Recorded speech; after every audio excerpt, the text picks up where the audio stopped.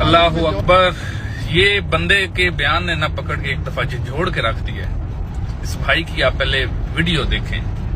عرب ممالک میں جاب کے لیے آنے والوں کو سب سے بڑا فائدہ یہ ہوتا ہے کہ ان کو عربی زبان آ جاتی ہے، اور اس سے بھی بڑی بات یہ کہ عربی کے لہجے کی بھی سمجھ آ جاتی ہے. ایک دن میں ایک شاپنگ مال میں کھڑا تھا کہ ایک عربی اپنے بچے کے ساتھ شاپنگ کے لیے آیا.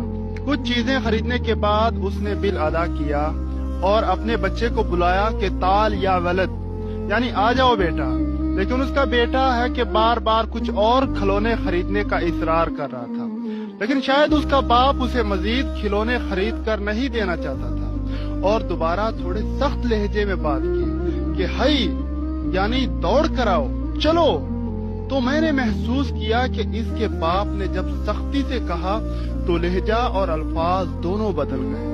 یعنی اب تال کی جگہ ہائی آ گیا، اور تال کے بعد تو پھر بھی گنجائش ہے، لیکن ہائی کے بعد کوئی گنجائش نہیں. بالکل اسی طرح ہم سارا دن کمانے میں لگے رہتے ہیں، لیکن جب 5 بار حی علی الصلاح، حی علی الفلاح کی آواز ہمارے کانوں میں پڑتی ہے نا، تو عربی سے ناواقف لوگوں کو سمجھ ہی نہیں آتا کہ یہ کون سا لہجہ ہے اور کس قدر سختی سے بلایا جا رہا ہے، اور اس حی کے انکار کی صورت میں کیا کیا نتائج بھگتنا